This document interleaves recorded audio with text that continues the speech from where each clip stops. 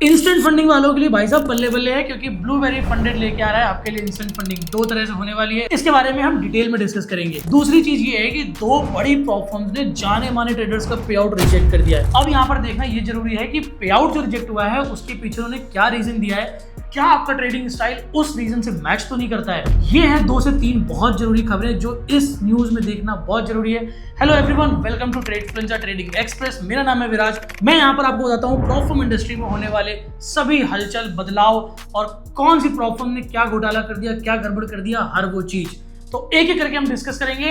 तो चलो भाई शुरू करते हैं। ब्लूबेरी फंडेड जो कि काफी पॉपुलर प्लेटफॉर्म है अपने सीएफडी प्लेटफॉर्म चैलेंजेस को लेके, काफी सारे इन्फ्लुएंसर्स उसे पसंद भी करते हैं, पे आउट्स भी अच्छा चल रहा है, टीम भी बड़ी है। बट रिसेंटली पिछले हफ्ते उन्होंने फ्यूचर्स की प्लेटफॉर्म्स को लॉन्च करा था। बट जमाना अब नॉर्मल सीएफडी चैलेंजेस का नहीं है, जमाना अब इंस्टेंट फंडिंग का है, तगड़े रूल्स का है और प्लेटफॉर्म में हो रहे कंपटीशन की वजह से ब्लूबेरी कैसे पीछे रह जाएगी। ब्लूबेरी ने 2 मॉडल्स लॉन्च करे अपने इंस्टेंट फंडिंग के, इंस्टेंट फंडिंग प्रो और instant funding model. Normal 2 models है, इनके रूल्स अभी आना बाकी है, जो कि आप मंडे को उनकी वेबसाइट पर देख सकोगे। अभी उनकी तरफ से सिर्फ और सिर्फ मेल से नोटिफाई किया गया है। अगर आप उनके एग्जिस्टिंग यूजर होगे तो आपको एक मेल आया होगा और आपको वो मेल ध्यान से पढ़ना चाहिए। अगर आप इंस्टेंट फंडिंग लवर हो तो आपके लिए ब्लूबेरी फंडेड हो सकता है one stop solution. Instant funding भी, सीएफडी चैलेंजेस भी और फ्यूचर्स भी। तो ब्लूबेरी फंडेड वालों के लिए तो बल्ले बल्ले है भाई साहब, बड़े डिस्काउंट्स आने वाले हैं, नया चैलेंज है। मैं तो कहूंगा इस बड़े डिस्काउंट में छोटे छोटे अकाउंट्स खूब सारे उठा लो। ट्रेडफ्लुएंजा पर ब्लूबेरी लिस्टेड है तो आप उनके पे आउट और बाकी फर्म पर ही भरोसा कर सकते हो। प्रॉप फर्म की बात हो और सिर्फ खुशखबरी की बात हो, ये तो हो ही नहीं सकता। इयॉन फंडेड है, बहुत लोग नहीं जानते होंगे इस प्रॉप फर्म के बारे में, बट रिसेंटली ट्विटर पे कुछ पोस्ट ट्रेंड कर रहे हैं, जैसे कि बड़े बड़े पे आउट सर्टिफिकेट्स, बड़े बड़े इन्फ्लुएंसर ने ट्वीट कर दिया कि उन्होंने ट्रेडिंग शुरू करी है इयॉन फंडेड के साथ। लेकिन इयॉन फंडेड की इंटरनल टीम के बंदे ने बताया टीम छोड़ने के बाद कि भाई साहब सारे पे आउट फेक है। अब आप जिन इन्फ्लुएंसर्स पे भरोसा करते हो, जिन्हें फॉलो करते हो, अब उनके लिए ये बड़ा क्वेश्चन है कि क्या वो जो चीजें दिखा रहे हैं वो सच है या झूठ।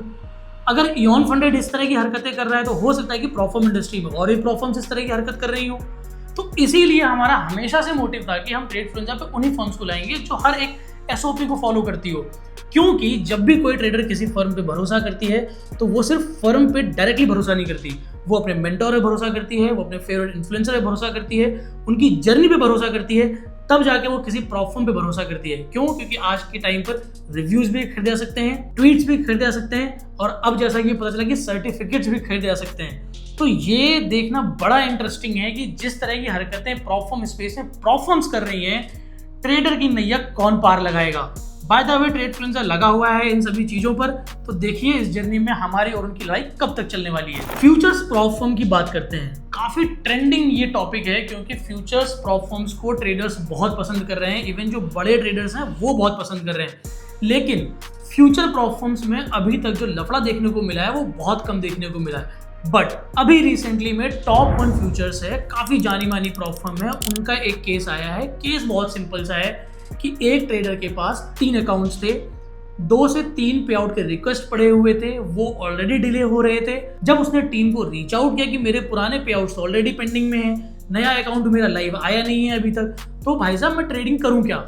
उनकी टीम ने काफी दिनों बाद उनको ये रिस्पॉन्ड करते हुए बोला कि आपके अकाउंट्स अलग अलग कंप्यूटर में लॉगिन है, और ये रीजन देते हुए उन्होंने उसका अकाउंट तो ब्रीच करा ही करा, सारे पे आउट भी रिजेक्ट कर दिए। अब ये जो हरकत है, इस हरकत में मुझे प्लेटफॉर्म का मोटिव समझ में नहीं आता। क्यों? अगर मान लीजिए किसी और कंप्यूटर में भी कोई प्लेटफॉर्म अकाउंट परचेज हुआ है, उसमें ट्रेड हुआ है और उसके उसमें प्रॉफिट बना है, पे आउट आया है, दूसरा अकाउंट दूसरे सिस्टम में परचेज हुआ है, वहां पैसा बना है, तो भाई साहब आपको पे आउट देने में क्या दिक्कत है। अगर यहाँ पर एक प्लेटफॉर्म किसी और डिवाइस में परचेज होती, किसी और डिवाइस में ट्रेड होती और प्रॉफिट किसी और डिवाइस में होता, तो ये सस्पिशियस एक्टिविटी में आता है। वरना मुझे इसका तो कोई मतलब समझ में नहीं आता कि आपने एक छोटी सी गलती पकड़ी और पुराने पे आउट भी उसके रिजेक्ट कर दिए।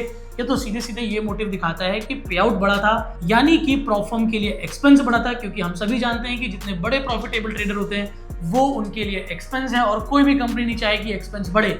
इसलिए भाई साहब उनके अकाउंट तो गए, उसके साथ साथ सारे पे आउट भी चले गए। मैं यही कहूंगा प्लेटफॉर्म के ओनर्स को कि जब आपकी रिस्क टीम या आपकी पे आउट टीम जब इस तरह की कोई हरकत करती है तो आप ये मत समझिए कि उस ट्रेडर के साथ कोई खड़ा नहीं है।